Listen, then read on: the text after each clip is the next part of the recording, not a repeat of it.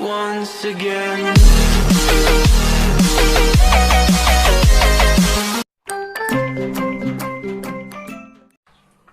Assalamualaikum warahmatullahi wabarakatuh.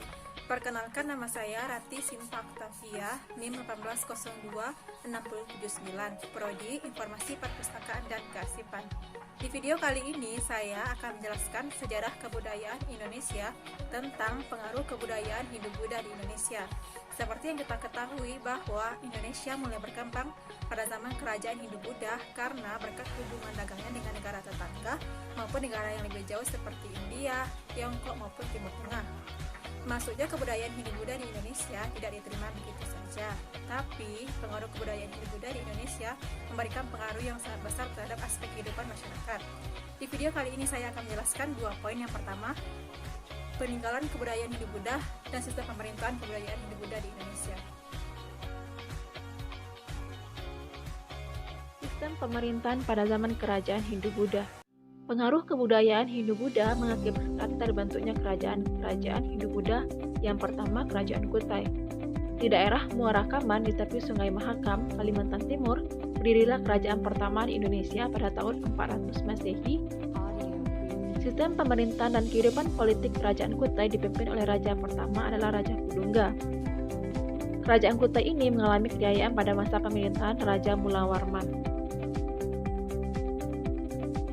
Yang kedua, Kerajaan Tarumanegara. Kerajaan Tarumanegara adalah salah satu kerajaan tertua kedua di Indonesia setelah Kerajaan Kutai. Kerajaan Tarumanegara diperkirakan berlokasi di lembah Sungai Citarum, Jawa Barat. Sistem pemerintahan dan kehidupan politik Kerajaan Tarumanegara ini diperintahkan oleh Raja Purnawarman. Raja Purnawarman merupakan raja yang besar. Hal itu dapat ditemukan dari prasasti Ciarateun.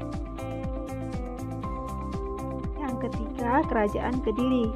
Wilayah kekuasaan Kediri meliputi Kediri, Madiun, dan bagian barat Medang Kamulan. Sistem pemerintahan Kerajaan Kediri dimulai pada sekitar tahun 1916. Raja-raja yang pernah memerintah Kerajaan Kediri adalah raja di bawah ini. Pada masa pemerintahan Kameswara, seni sastra berkembang pesat. Adapun faktornya diantaranya adalah sebagai berikut.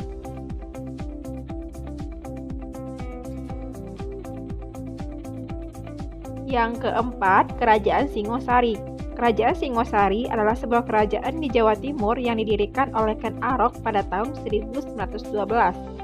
Sistem pemerintahan Kerajaan Singosari merupakan cikal bakal berdirinya Kerajaan Majapahit. Raja-raja yang pernah memerintah Kerajaan Singosari adalah di bawah ini. Kelima, Kerajaan Majapahit.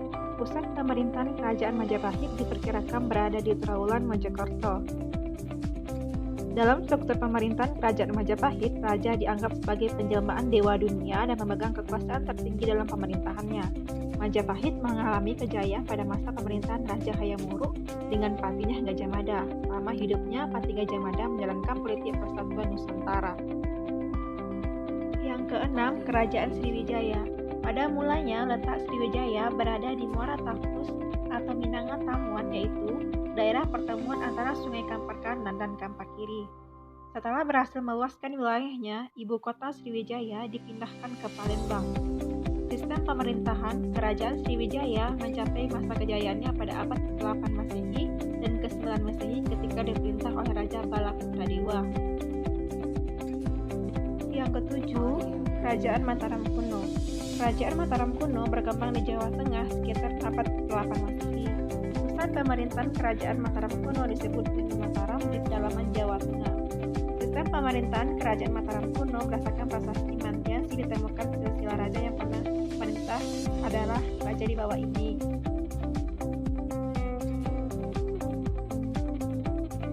Peninggalan kebudayaan Hindu-Buddha di Indonesia. Yang pertama, di bidang keagamaan. Salah satu perwujudan kepercayaan zaman Hindu-Buddha berupa peninggalan berupa arca pemujaan. Arca atau patung biasanya terdapat dalam sebuah candi. Arca menjadi simbol telah bersatunya raja dengan dewa penitisnya. Yang kedua, di bidang politik. Dalam sistem ini, kelompok-kelompok kecil masyarakat bersatu dengan kepemilikan wilayah yang luas. Kepala suku yang terbaik dan terkuat berhak atas tumpukan kekuasaan kerajaan. Kemudian, pemimpin ditentukan secara turun-temurun berdasarkan hak waris sesuai dengan peraturan hukum kasta. Yang ketiga, di bidang sosial. Masuknya kebudayaan Hindu menjadikan masyarakat Indonesia mengenal aturan kasta. Aturan kastanya seperti kasta Brahmana, kasta Ksatria, kasta Waisya, dan kasta Sudra. Yang keempat, di bidang pendidikan. Lembaga-lembaga pendidikan semacam asrama merupakan salah satu bukti pengaruh dari kebudayaan Hindu-Buddha di Indonesia. Lembaga pendidikan tersebut mempelajari satu bidang saja, yaitu keagamaan. Yang kelima, di bidang sastra dan bahasa. Pada umumnya, pengaruh Hindu-Buddha pada bahasa adalah dikenal dan digunakannya bahasa Sanskerta dan huruf Pallawa oleh masyarakat Indonesia. Pada masa kerajaan Hindu-Buddha di Indonesia, seni sastra sangat berkembang, terutama pada zaman kerajaan Kediri. Catatan sejarah dan karya sastra di zaman Hindu-Buddha sebagian besar tercatat di dalam bahasa